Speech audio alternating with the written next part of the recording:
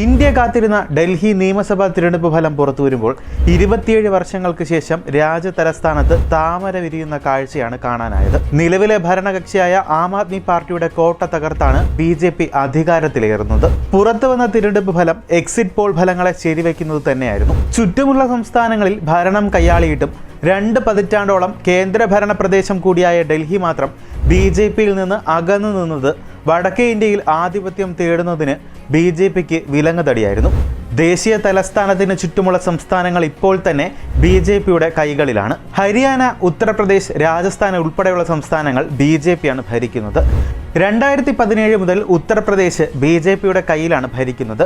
2 തവണയായി അധികാരത്തിലിരുന്ന ഹരിയാനയിൽ കഴിഞ്ഞ വർഷം ശക്തമായ തിരിച്ചടികൾക്കിടയിലും ജനവിധി അനുകൂലമാക്കാൻ BJPക്ക് കഴിഞ്ഞു.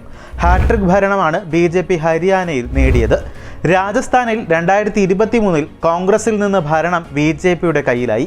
BJP ശക്തമായി തിരിച്ചു വരുന്ന കാഴ്ചയാണ് രാജസ്ഥാൻ അന്ന് സാക്ഷ്യം വഹിച്ചത്. 2020 70 സീറ്റിൽ 62 നേടിയാണ് ആം ആദ്മി പാർട്ടി ഡൽഹിയിൽ അധികാരത്തിലെത്തിയത്. BJPക്ക് 8 സീറ്റാണ് അന്ന് ലഭിച്ചത്. എന്നാൽ ഇക്കുറി ആം ആദ്മിയെ തകർത്താണ് BJP മുന്നേറിയത്. സമീപ പ്രദേശങ്ങളെല്ലാം സ്വന്തമാക്കാനായിട്ടും 1998 മുതൽ ഡൽഹി തങ്ങളുടെ നിയന്ത്രണത്തിന് പുറത്തായത് BJPയെ കുറച്ചൊന്നുമല്ല അസ്വസ്ഥമാക്കിയിട്ടുള്ളത്. 2015 2020 നേരിട്ട തോൽവികൾ BJPയെ ഇരുത്തി ചിന്തിപ്പിക്കാൻ പ്രേരിപ്പിച്ചിരുന്നു. ഡൽഹിയിലെ മധ്യവർഗ സമൂഹത്തിൻ്റെ പ്രീതി നേടാൻ പദ്ധതികൾ ആസൂത്രണം ചെയ്തു. ബജറ്റിൽ ആദായ നികുതിയിൽ വലിയ മാറ്റങ്ങൾ വരുത്തി നികുതിദായകർക്ക് ആശ്വാസം നൽകിയതിലൂടെ സർക്കാർ ജീവനക്കാർ അടക്കമുള്ള ഇടത്തരക്കാരെ BJPക്ക് അനുകൂലമായി ചിന്തിപ്പിക്കാൻ പ്രേരിപ്പിച്ചു. ആം ആദ്മി പാർട്ടി നേതാവ് അരവിന്ദ് കെജ്രിവാളിന്റെ അഴിമതി വിരുദ്ധ പോരാളി എന്ന പ്രതിച്ഛായ തകർക്കാൻ BJPയുടെ പ്രചരണത്തിന് കഴിഞ്ഞുവെന്നതാണ് ഈ തെരഞ്ഞെടുപ്പ് ഫലം പുറത്തുവരുന്ന സൂചന. ഡൽഹിയിൽ അധികാരത്തിലിരിക്കുന്നതോടെ ഉത്തരേന്ത്യയിലെ പ്രധാനപ്പെട്ട സംസ്ഥാനങ്ങളെല്ലാം BJPയുടെ കൈപ്പിടിയിലാകും. ഹിന്ദി ഹൃദയഭൂമി പൂർണ്ണമായി കൈയടക്കുമ്പോഴും ദക്ഷിണേന്ത്യ മാത്രമാണ് BJPക്ക് ഇന്നും ബാലികേറാമലയായി തുടരുന്നത്. തെക്കേ ഇന്ത്യയിൽ കർണാടകയിൽ മാത്രമാണ് BJPക്ക് സ്വന്തമായി സർക്കാർ രൂപീകരിക്കാനായിട്ടുള്ളത്. കഴിഞ്ഞ തിരഞ്ഞെടുപ്പിൽ ഇവിടെയും ഭരണം നഷ്ടമായി. നിലവിൽ കേന്ദ്രഭരണ പ്രദേശമായ പുതുച്ചേരിയിൽ മാത്രമാണ് BJP സഖ്യം അധികാരത്തിലുള്ളത്. തെലങ്കാന നിയമസഭാ തിരഞ്ഞെടുപ്പിന്റെ ഫലവും BJPക്ക് ഗുണകരമായിരുന്നു.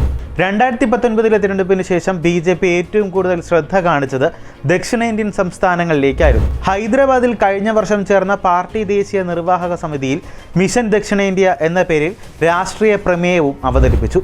കേരളം അടക്കമുള്ള ദക്ഷിണേന്ത്യൻ സംസ്ഥാനങ്ങളിൽ ആദ്യം മുഖ്യ പ്രതിപക്ഷമാകുക, തുടർന്ന് ഭരണം പിടിക്കുക എന്നതായിരുന്നു BJPയുടെ ലക്ഷ്യം. കോൺഗ്രസിന്റെ ദൗർബല്യം മുതലെടുത്ത് തെലങ്കാനയിലും AIADMKയുടെ ക്ഷീണാവസ്ഥ ഉപയോഗിച്ച് തമിഴ്നാട്ടിലും അധികാരം പിടിക്കാനുള്ള ശ്രമങ്ങൾക്കൊപ്പം കർണാടകയെ തിരിച്ചു പിടിക്കാനുള്ള വഴികളും BJP തേടുകയാണ്. തമിഴ്നാട്ടിൽ 2021 നിയമസഭാ തിരഞ്ഞെടുപ്പിൽ AIADMKയുമായി ചേർന്ന് മത്സരിച്ച BJP 4 സീറ്റുകളിൽ ജയിച്ചു. 2 പതിറ്റാണ്ടിനു ശേഷമാണ് തമിഴ്നാട് നിയമസഭയിൽ BJPക്ക് പ്രാതിനിധ്യം ഉണ്ടായത്. ആന്ധ്രയിലാകട്ടെ 2014 ആദ്യ തിരഞ്ഞെടുപ്പിൽ 4 സീറ്റാണ് ലഭിച്ചത്. എന്നാൽ 2019 1 സീറ്റും ലഭിച്ചിരുന്നില്ല. എന്നാൽ കേരളം ഇന്നും BJPയുടെ പ്രതീക്ഷകൾക്ക് ഒരുപാട് അകലെയാണ്. കൂടുതൽ വാർത്തകൾക്കും വിശേഷങ്ങൾക്കും ഞങ്ങളുടെ channel like, share and subscribe ചെയ്യുക. കൂടാതെ സബ്സ്ക്രൈബ് ബട്ടണിലെ ബെൽ ഐക്കൺ എനേബിൾ ചെയ്യാനും മറക്കരുത്.